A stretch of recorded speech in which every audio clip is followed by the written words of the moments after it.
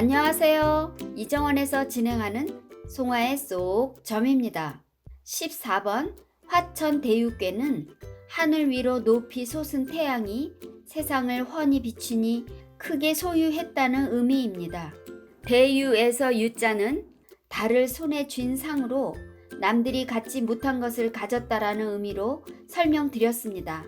달은 15일이 되어야 가득 찬 보름달이 되는 것인데 많이 소유했다는 화천대유괴를 14번에 둔 것은 가득 차면 다시 덜어지는 것이므로 크게 있는 자는 가히 가득 차지 못하니라 라고 석괴전에서 말하고 있습니다. 그래서 15일이 되어 보름달이 되면 가득 채워진 것인데 그것을 15번 지산겸괴로 말하고 있습니다. 지산겸괴는 석괴전에서 크게 있음으로 겸손할 수 있다라고 하였습니다. 지산겸괴의 겸자는 말씀 언에 겸할 겸으로 말보다는 진실한 행동과 공손한 태도가 함께 해야 함을 뜻하고 있습니다. 곧 원행일치하는 것이 겸손입니다. 말보다는 행동에 앞서고 말이 따라서 합해지는 것입니다. 반대로 말만 앞서는 것은 교만입니다. 그래서 말하는 태도를 보면 그 경계를 알 수 있습니다. 보통 겸손한 사람은 상대방에게 이마를 보이고 행동하며 교만한 사람은 상대방에게 턱이 환히 보이게 말합니다.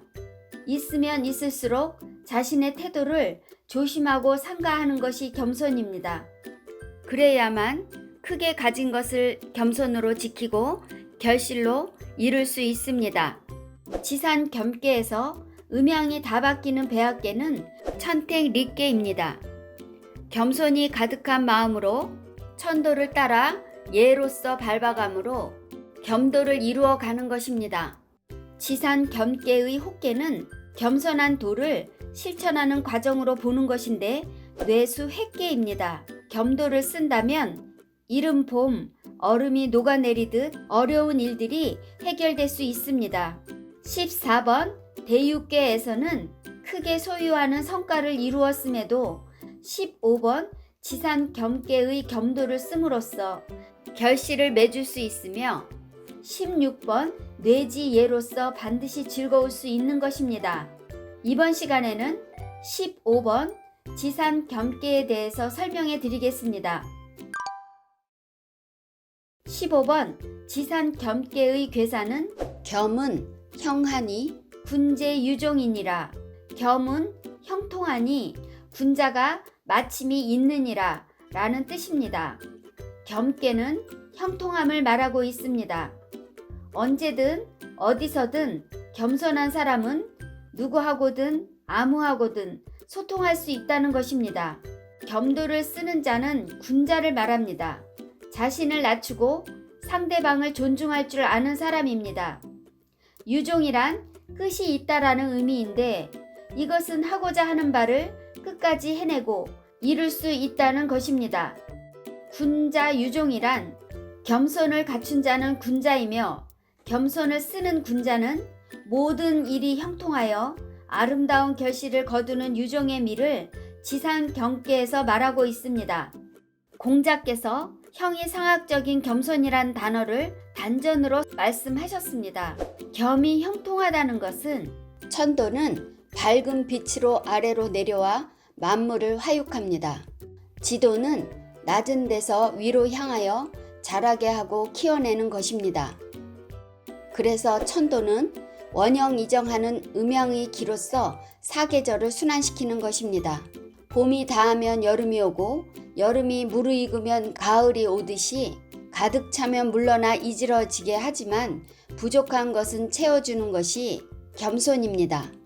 지도는 높이 솟아있는 산은 깎고 깎여서 모양을 변화시키지만 물처럼 낮은 곳으로 흘러가게 하는 것을 겸손이라고 말하고 있습니다.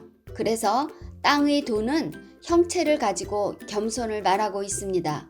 귀신의 도는 꽉 차 있으면 재앙으로서 해롭고 겸손하면 복을 내리는 것인데 이것은 권선징악처럼 이치로서 말하고 있습니다.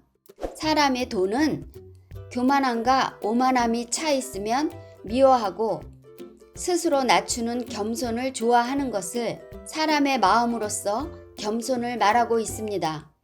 그러므로 겸손은 높이 있어도 빛나서 존귀하고 낮아도 남들이 업신여기지 않으며 넘나들지 못하니 겸도를 지키고 행하는 군자는 자신의 뜻을 보존하고 아름답게 매듭 짓는 것이 유종이니라. 공자께서 천지인 그리고 보이지 않는 귀신까지도 겸도에 대해서 말씀하셨습니다. 그러므로 겸손에 대한 겸도의 설명은 더 이상 필요하지 않을 듯 합니다. 공자께서 지산 겸계의 궤상을 보시고 말씀하시길 상왈 지중 유산이 겸이니 군제 이하야 부닥 이과하야 칙물 평시 하나니라. 상에 가로되 땅 가운데 산이 있는 것이 겸이니 군자가 이로써 많은 것을 덜어서 적은 데에 더하여 물건을 저울질하여 베품을 고르게 하느니라 라는 뜻입니다. 지상 겸계는 상계가 땅이고 하계가 산이므로 땅 가운데 혹은 땅 속에 산이 있는 궤상으로 설명하고 있습니다.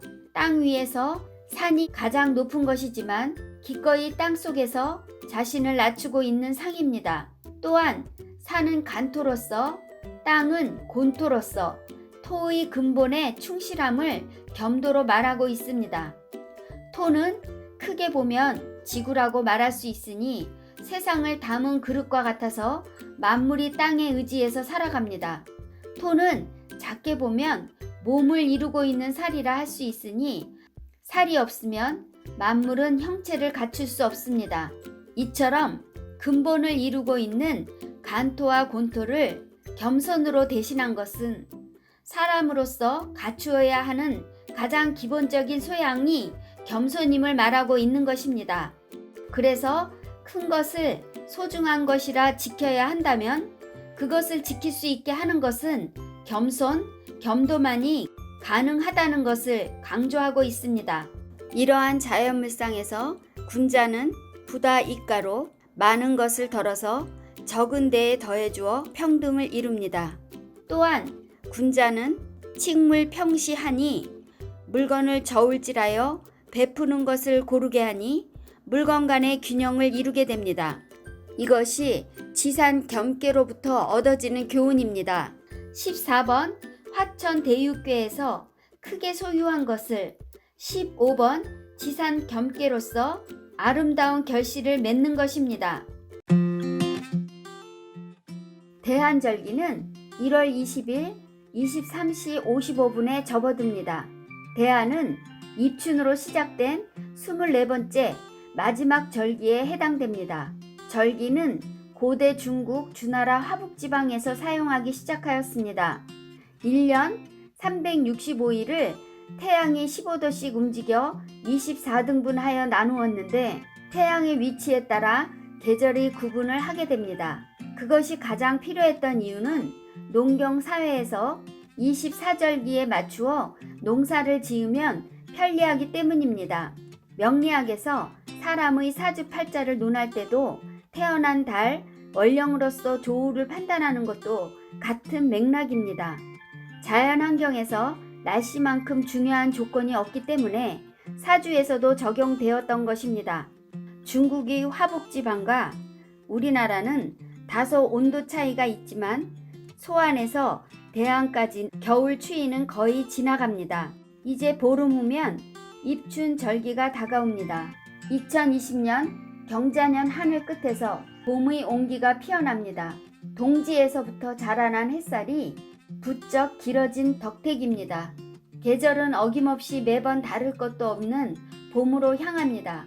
그래도 봄이 기다려지는 것은 언 땅 사이로 비집고 올라오는 파릇파릇한 새싹과 삭막했던 나무 끝에 몽글몽글 피어나는 꽃봉오리가 보고 싶기 때문입니다. 여러분, 송아의 속점은 여기까지입니다.